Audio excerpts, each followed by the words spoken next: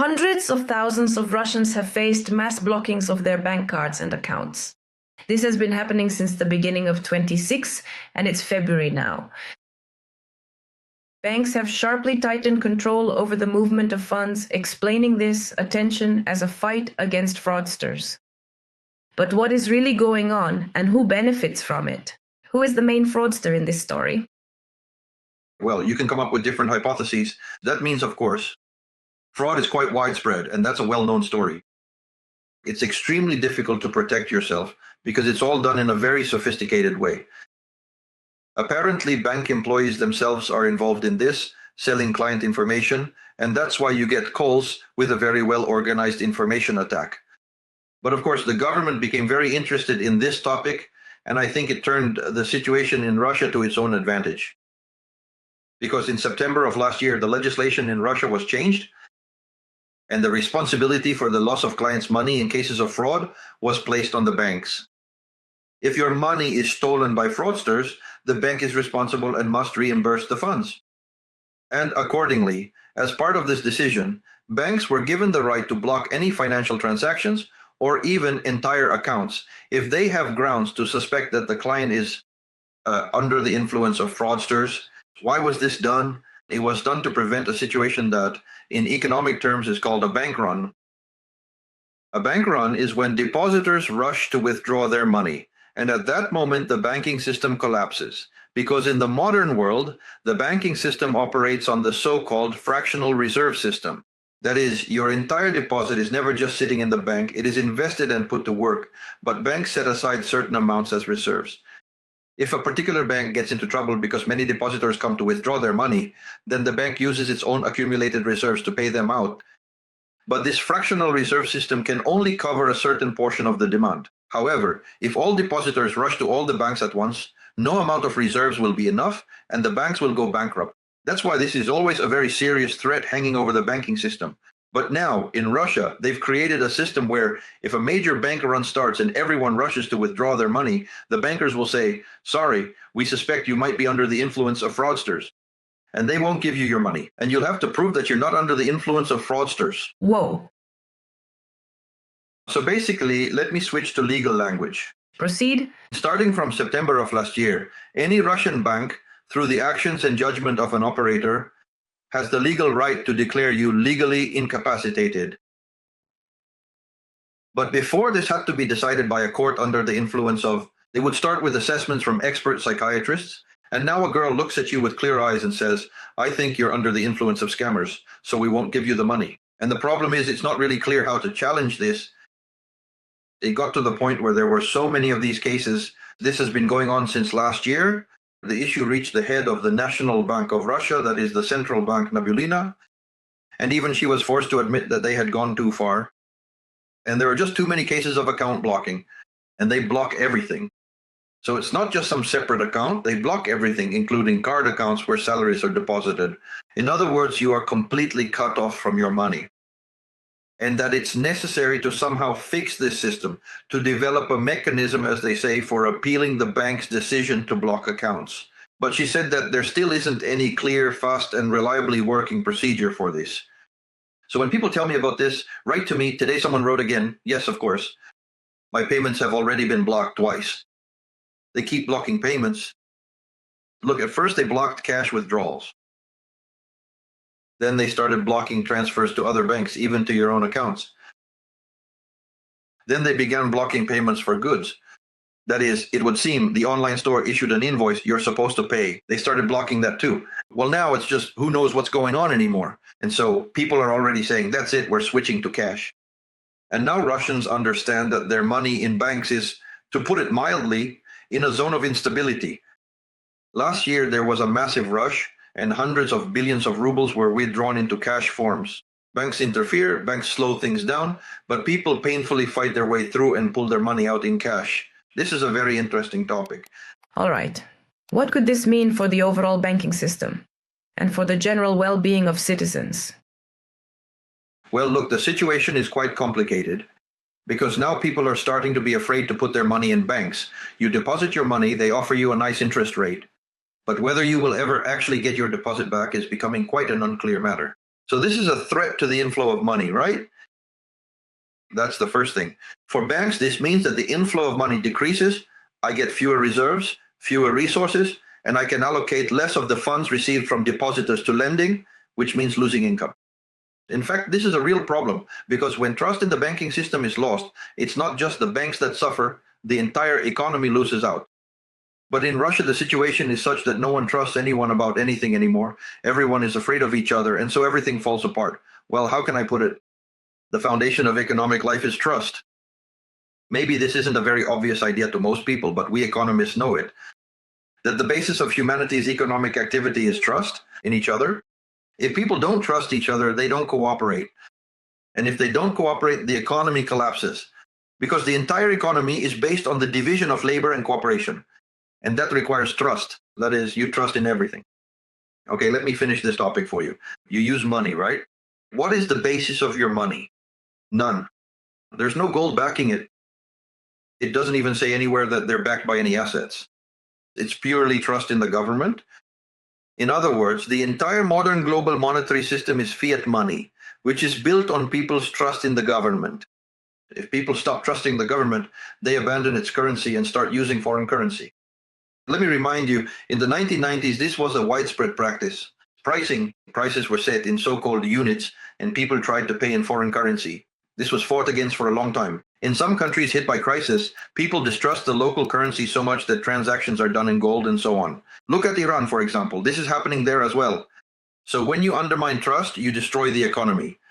Right now in Russia, trust is being seriously undermined. No one trusts anyone. And this is, like a cancerous disease for the economy. That's how I would put it. A cancerous disease for the economy. Now, I have an article I'd like to read to you, and I'd like to hear your thoughts. What do you think this is? Why is it happening? And how significant is it? The largest Russian property developer, Samole, has asked the government for loans, offering a blocking stake in its shares in return. The company tops the list of Russia's largest developers with an annual volume of nearly 5 million square meters, while its closest competitor has just over 4 million. And after news broke that the company had requested government support, Samole's shares on the Moscow exchange fell by almost 7%. How telling is this case, and what does it indicate? It indicates that your humble servant is not such a bad analyst. An analyst. Let's put it this way, that's us without the Samolet company. If you don't praise yourself, you'll end up being spat on. No. I'm saying we already knew that. About you, yes. But what about them? I will explain. I'll explain the connection between me and Samolet. About 2 years ago, Professor Kogan, another finance professor from HSE, and I got together. We had a big discussion about the real estate market, and our positions were completely opposite. I said that there was a bubble in the Russian real estate market and that a terrible crisis was coming, which would end with the bankruptcy of many development companies. But Professor Kogan disagreed with me and said that everything was fine there, that he personally knew the managers at Samolet. They're very smart, good guys, highly qualified. They have everything under control. Everything is well thought out. Everything is calculated, and they won't have any problems. Almost 2 years have passed, and now it turns out I saw the situation more clearly than my colleague, a professional financier. The Russian construction industry is in serious trouble. I talked about this. If people haven't watched it, I recommend checking it out today on my channel.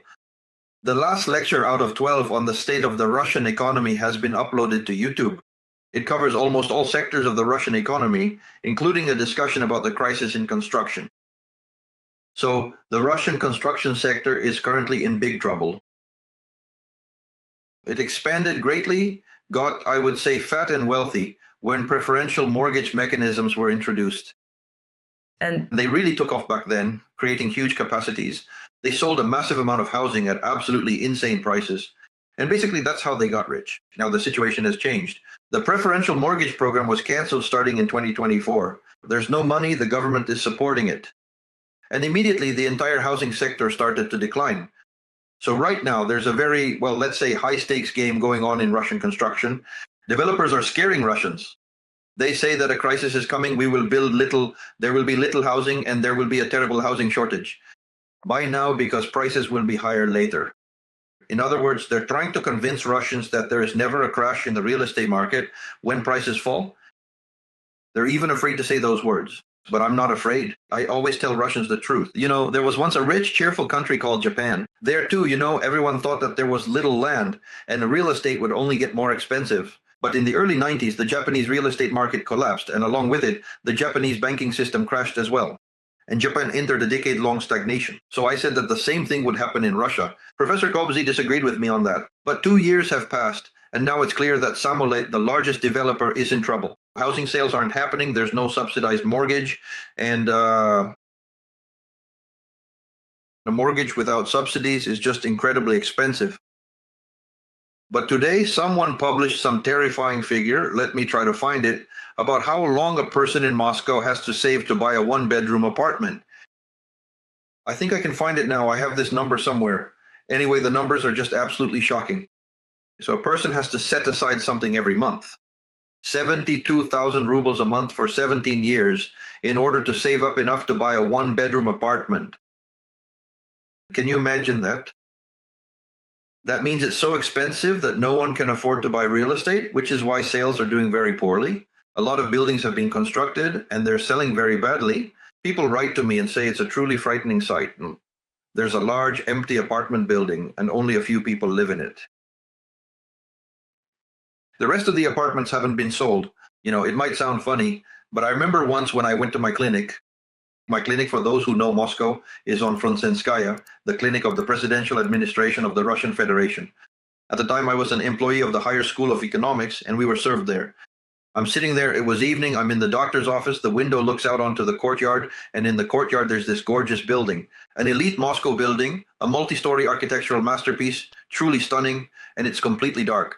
Dark, there isn't a single window lit up. I ask, what's going on? She says they built this elite building, but few apartments sold, the rest are empty. Know the price here? Oh my, she says, oh my. More than $10,000 to $12,000 per square meter. Well, she says, some apartments have been sold, but people don't live there. They bought them, how should I put it? Well, as an investment? Yes, that's the case too. That's why a lot of housing has been built, but it doesn't always get sold. But the money has already been invested, and the money invested includes funds borrowed from banks. So the situation is such that things look pretty grim in the construction sector. Apparently, the company is going through really tough times, and they're practically asking the government to nationalize them. What can I say? The largest construction company in Russia. And exactly how profitable is this venture for the national government? Or is it simply another financial burden? A burden, you're right, of course. Hardly. I don't think they'll be very interested. There's only one issue why this might happen. The fact is, some very serious people, to put it mildly, have invested in the Russian construction sector. You get what I'm hinting at, right? Yes. Because there were huge profits there. And very influential people close to the authorities invested there. So I can't completely rule out that the government might accommodate them. But in principle, it's unlikely because the Russian budget is in such trouble, such a hole, such a deficit right now, that spending money to bail out the builders, I'm not so sure about that. Right now, they need to save those banks. Why? Because the banks invested in the builders. Housing is being built on credit, after all. And only when you finish building and someone has bought it, the money is released from the so-called escrow accounts. Until then, the housing is built with a bank loan, which is paid off when I sell the property. Am I explaining this clearly? That's why all these huge apartment blocks are built with bank loans. But the banks were happy to lend. But who else was there to lend to? Basically, everything in Russia is pretty dull and dreary, and developers were offering high returns. The banks were financing them. Now the houses aren't selling, and the loans aren't being repaid. So it's easy to bankrupt the developer. But then all this unsold real estate will end up in the hands of the bank. And the bank will struggle trying to sell it. That's why the banks aren't selling. The real estate isn't bankrupting the developers, but there's still no money coming back. And that's why the banking sector is facing huge problems. There's no money. And to convince you that this is true, just note that the Russian government, in order to save banks in Russia, not just some minor ones, but what are called systemically important banks. Do you hear how that sounds? They placed 450 billion rubles from the National Wealth Fund as deposits in these banks, so that this money would go to the banks and the banks wouldn't collapse. Basically, even now in Russia, saving the banks is now critical. For example, here is the situation.